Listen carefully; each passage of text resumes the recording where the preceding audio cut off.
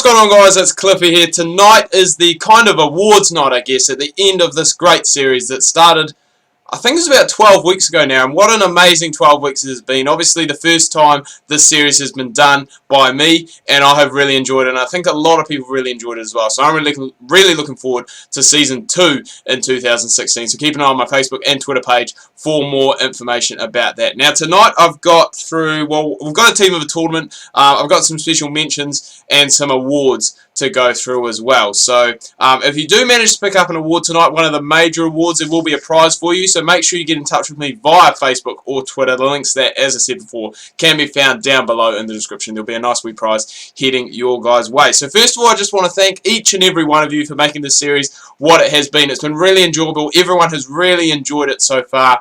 And as I said, Season 2 is going to be coming your guys' way in 2016. So first of all, I just want to make a quick shout out to, well, I guess all the captains, the 4 other captains and myself, just for your support at the start of the series. Obviously doing the draft, getting this thing up and started was actually quite a lot of hard work, but once we got it started, the reward was there to see for everyone. It was a whole lot of fun. Another quick one is also my stats guy who did the bowling stats, because we may or may not be able to see them today. Quite often they get corrupt. I don't know why it is, but it seems to happen quite a lot in PS4 with the bowling statistics. So thank you very much for Sid Kumar for sorting out the stats for me there. Right, we're going to start off first, obviously, with the, I guess, the main award of the night, and we're going to go and work our way through. So obviously the winning captain, we can see it there, the wicket taker CC taking out the final by just 3 runs. So what an incredible final that was. So Tom Egling, I can't even pronounce his name properly. I think it's Eglinton. Tom Eglinton, obviously the winning captain from the Wicket Takers CC. Well done to you and your Wicket Takers CC team for picking up the inaugural, well, being the inaugural champions of Cliffy's Champions League for Season 1. So well done there. I just need a drink of orange juice. Delicious. Right, now moving on to the Golden Bat.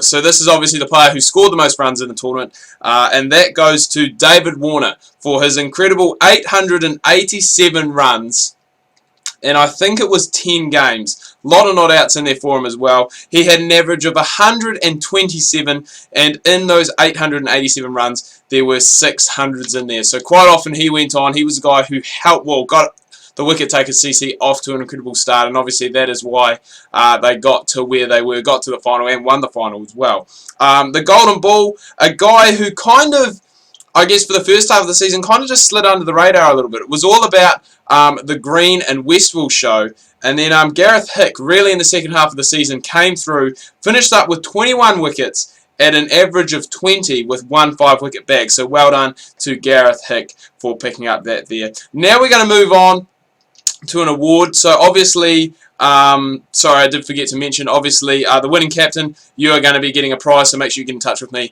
by Facebook and Twitter. Same with you, Gareth Hick, because you have gone and obviously picked up the Golden Ball, the most wickets in the tournament. You'll be getting a prize coming your way as well. Also for these next 6 awards, I'm going to do 5, then announce the team of the tournament, then announce the main award at the end. You guys are also in the prize, well, not the prize draw, you have won a prize, so make sure you get in touch with me so we can go and get that sorted out ASAP.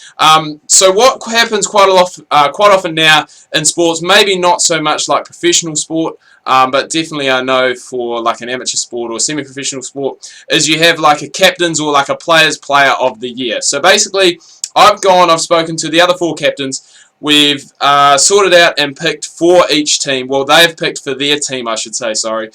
Basically, a captain's MVP. So it may not be the guy who scored the most runs, take the most wickets, maybe the most consistent guy, or just something like that. So we're going to start off, we're going to go in the order, obviously, of finishing positions. We're going to start off first with the snipers. Now, this guy here, obviously the snipers didn't have the greatest of seasons this season. Maybe Season 2 is going to be their season, going to bounce back big and strong. We will have to go and wait and see. But this guy here was pretty outstanding considering this is a season that they had 364 runs at an average of 44 that included 100 and 250s. Lewis Macon, you are the snipers captain's MVP. So well done on picking that up, that award. Make sure you get in contact with me, as I said, via Facebook or Twitter, so we can go and sort out that. Moving on next, the 4th place team, the team that I possibly thought could have had a chance. So really the dark horse going into the semi-finals, but couldn't quite take it out against Royal Hiney in that game. That is the Vikings. Now this guy here, another batsman. These awards are mainly batsman dominated. It really was a good series for the batsmen. So this guy here, 404 runs at an average of 58, 100 and 250s. Well done, Danny Bray. Moving on to the third team, I said it was an awards ceremony that was dominated by batsmen. There are actually 2 bowlers now that I do look down here at my wee piece of paper. So this guy here, 14 wickets at an average of 24, that included 1 5-wicket bag. And again, this guy here, really I guess in the second half of the season, really did start to go and accelerate and I guess pick up wickets at a good interval, and that is Adan Alia. So well done, 14 wickets at 24. The Royal Hiney Captain's MVP, a guy who probably should have been batting a lot higher than he was. Didn't really get the opportunity down the bottom, but a very, very good player nonetheless. Royal Hiney Captain's MVP, 295 runs at an average of 49 with 350s. A lot of not outs in there obviously for him. And 9 wickets at 33. Pretty good for a part-timer, really going and getting the job done. And that is Martin Crook, so well done to him. And the man who has already been here, he's already picked up an award already tonight. Wicket takers Captain's MVP, as we heard earlier, 21 wickets at an average of 20 with 1 5-wicket bag. Gareth Hick, well done to you. Orange juice break. I normally don't do this much talking in an episode like continuously, so it is a little bit hard. But moving on now, so we've got 1 award left, the major award, the overall MVP of the tournament that has been picked by myself. We're going to move on to the team of the tournament. Now, the cool thing about this team of the tournament is it is actually available on the Don Bradman Academy. So I think I put it under, what did I put it under? CCL Team of 20. So you guys can go basically search on the Don Bradman Academy and you can actually pick up this team, play as this team, so it is quite cool. Obviously the opening batsman, no doubt. Warner, 887 runs, as we said earlier, at 127 with 600s. His opening partner, the captain of the team of the tournament, Cameron Spriggs, 849 runs at 106 with 300s, 550s, 12 wickets at 27 as well, so a very good tournament for him. Very unlucky. He was a guy who really put the Royal Hiney on his back, really carried them, couldn't quite get them over the line of the tournament, but still a very good season for him. Number 3, Kane Williamson, didn't have the greatest tournament, one of, I think only 2 wild cards in here. 336 runs at 37.3 with just 250, so hopefully if he is retained, is the word I'm looking for, by the Snipers? No, by the Vikings. Yeah, by the Vikings. He did play for the Vikings. Hopefully he will have a better season come season 2. 4th, a guy who was, I guess, in the wicket takers a little bit underlooked, Vince Romano, 503 runs at an average of 63 with 200s and 250s. Now, it was quite often, obviously, the David Warner show, but Romeo really did just tuck in. I think he played it at number 3. Really just tucked in and really got the job done. So well done to him. Number 5, Crook, who we have already talked about already, the Royal Hiney Captain's MVP. 295 runs at 49 with 350s, 9 wickets at 33. Very good for a part-time bowler.